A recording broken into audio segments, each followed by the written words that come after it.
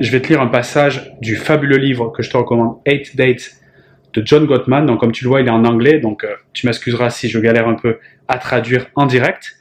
Je te le recommande vivement parce que c'est un docteur qui a étudié des milliers de couples pendant des décennies et il a d'ailleurs monté ce qu'il appelle le Love Lab, donc le laboratoire de l'amour, pour voir ce qui marche pas à travers l'étude de tous ces couples, mais surtout, qu'est-ce qui fait que des relations fonctionnent dans la durée. Donc c'est aussi valable pour les personnes qui sont mariées que celles qui commencent leur relation ou celles qui réfléchissent à se mettre en relation.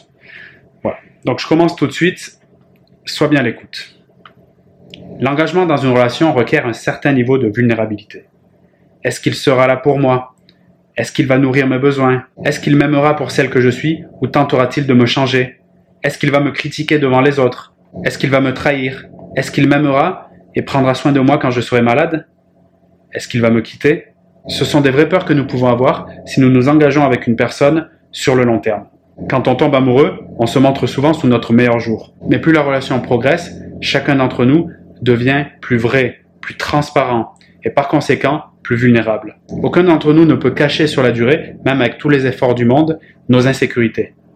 Et c'est ainsi que la vraie magie opère, de façon la plus honnête que nous sommes, plus nous pouvons découvrir que notre partenaire nous aime vraiment pour qui nous sommes et non pour la version idéale qu'il nous a proposée en début de rencontre.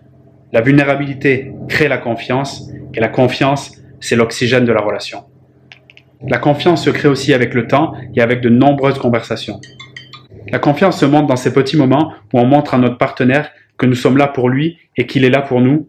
La confiance se présente dans ces petits moments subtils, précieux, d'écoute, de compréhension de l'autre, même quand il vit des expériences et des émotions négatives comme la tristesse, la colère, le dégoût, la peur, même si nous sommes le déclencheur de ces émotions chez lui.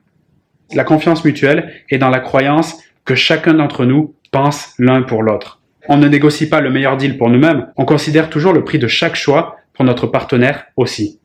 Il y a de multiples façons de briser la confiance dans une relation, voici les plus communes.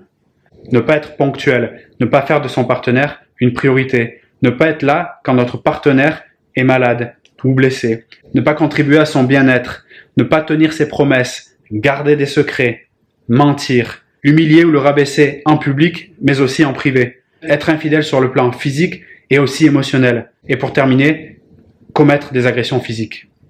Bon, je m'arrête là pour la lecture. Si tu as apprécié, fais-moi le savoir par un like ou dans la zone commentaire si tu veux que je te lise d'autres passages de ce livre, mais je t'invite à le lire également directement pour recevoir tout ce contenu de grande qualité. Si tu veux que je t'aide sur un plan personnel à travers un accompagnement personnalisé pour dépasser le challenge que tu vis dans ta vie sentimentale actuellement, je te propose de réserver tout simplement un appel découverte. Dans la description de cette vidéo, tu trouveras un lien. Cet appel est complètement offert, ça nous permettra d'échanger de vive voix ensemble et de te proposer un bilan sur ta situation.